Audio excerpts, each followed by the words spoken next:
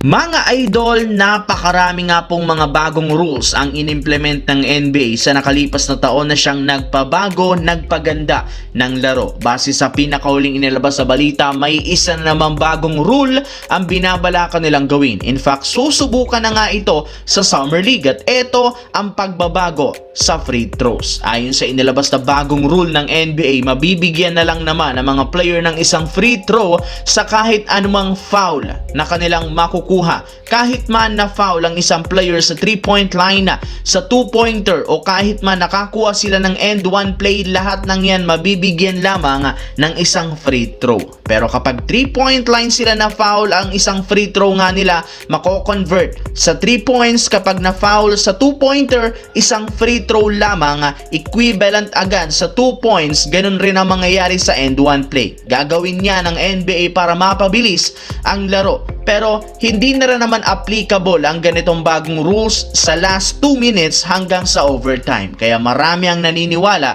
na kapag in-implement ito ng NBA, hindi na nga magagamit ni Shai Gilgeous-Alexander ang kanyang foul baiting. Pero ayon sa isang insider, kung sakaling gawin niya ng liga, mas lalo lamang lalala ang sitwasyon dahil kita na pabor ang bagong rules na ito kay SGA. Hindi nga siya mahihirapan o mapapagod na gumawa ng napakaraming free throws.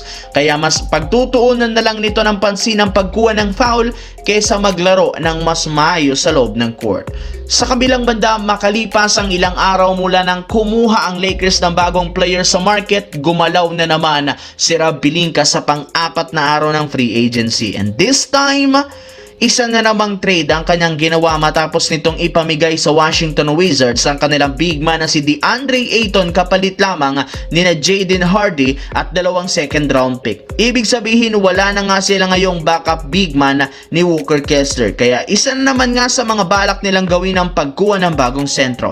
Pero bago pa gawin ito ng Lakers, isa muna nga sa pinaka-priority na Rob Pelinka ang pagkuha kay Jonathan Kuminga. Imbes na pabalikin nila si Rui Hachimura, ay mas pinipili nga nilang kunin dito si Kuminga na mas mababang kontrata kumpara kay Rui. Ayon sa isang insider, kinausap na nga ng Lakers ang kampo ni Kuminga at balak nga nila itong bigyan ng 1-year deal sa mga susunod na araw. Sa kabilang banda, dito naman tayo. Ngayong araw nga magsisimula ang Summer League kung saan inaasahan magpapakitang gilas dito ang mga rookies at kakapasok pa lamang sa NBA kasama ang mga sophomore kung gaano kalaki ang kanilang in-improve. Pero bukod sa kanila, may ilang veterano ang susubukan magpakitang gilas dito kagaya ni Cam Reddish na magiging parte ng lineup ng Orlando Magic. Well, huli nga itong nakapaglaro sa NBA bilang parte ng Lakers bago pupunta sa ibang bansa. Naging parte ito ng G League team ng Clippers, pero sa kabila ng pagbagsak ng kanyang karir,